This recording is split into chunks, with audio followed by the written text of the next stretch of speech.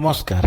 मनीष सामाजिक प्राणी एणु समाज रे बंचिबा पई हेले मनीष चिन्हिबा निहाती आवश्यक। सेति आमे आज जानिबा सचोट लोक किपरि चिन्हिबा। बेले बेले आम आखि धोखा खाई जाए। आज जानिबा सचोट लोकଙ୍କ मध्य केउ गुण थाए एवं आमे सेमानकु किपरि चिन्हिबा। सचोट व्यक्ति चिन्हिबा द्वारा आम सामाजिक जीवन सरल होई जाई थाए एवं आमे आगकु नेबा पदक्षेप मध्य सरल होई। आसंतु जानिबा सचोट व्यक्तिको गुण विषय। सचोट लोक केबे गुजब बा अवास्तव कथा प्रचार करंती नै। जहा सांगरे मिसंती ता पछरे केबे हेले ता विषय आलोचना करंती नाही। सचोट लोक सबुबेले तांको भूल को मानी आगु बढ़ंती। सत्य को मिछर आवरण दियंती नाही। जदि भी बड़ भूल होई जाय ताए बा मिथ्या कथा उपस्थापन करि देई थांती ताले से मानंती। मिछ कहि भूलांती नाही। जदि किछि बड़ भूल होई जाय ताए अंतररु बा स्वाभिमानरु भूल होईची बोली से निजे रियलाइज करंती बा भाबंती। सचोट लोक केबे हेले 10टा कथा करिवि बोली भाबंती नाही। प्राय गोटी कथा करिवि बोली भाबंती। जहा करिवो बोली स्थिर करंती ताहा ही निश्चिंत करंती। समस्त स्थान रे लोभ करंती नाही। समस्त जिंस रे लोभ करंती नाही। परर देखि हिंसा मध्य करंती नाही। आसंतु जानिबा सचोट व्यक्ति हेले लाभ कोन एवं क्षति कोन निज जीवन रे लगावा पई चेष्टा करिबा। सचोट हेले लाभ जेतिकी थाए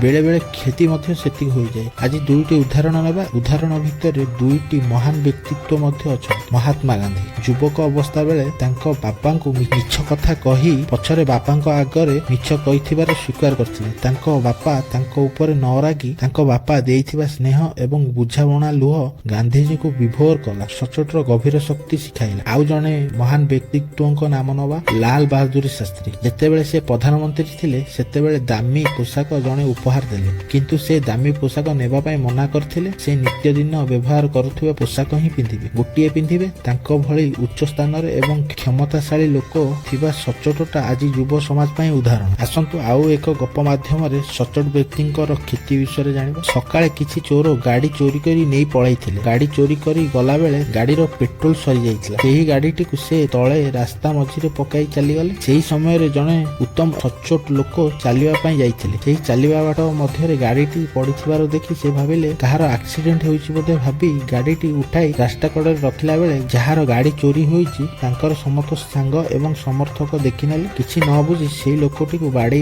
ताकू चोरी केस रे थाना वाला को देले। थाना वाला पछरे सीसीटीवी फुटेज चेक करबा परे समस्त सत्य कथा जणा पड़िला। जहार गाड़ी हजिथिला से क्षमा प्रार्थना कले एवं तांकू भूल मागी निजर दोष स्वीकार कले। सचोटतार प्रमाण देखि पुलिस वाला मध्ये क्षमा मागिले। प्रथमे से जहा भी हेले टिके दुख पाइले। रास्ता मझिरे चोर बोली संबोधन मध्ये करागला, किंतु पछरे तांको सचोट एवं पर उपकारी देखि समस्ते भूल मागी तांकू सम्मान जणाइले। धन्यवाद।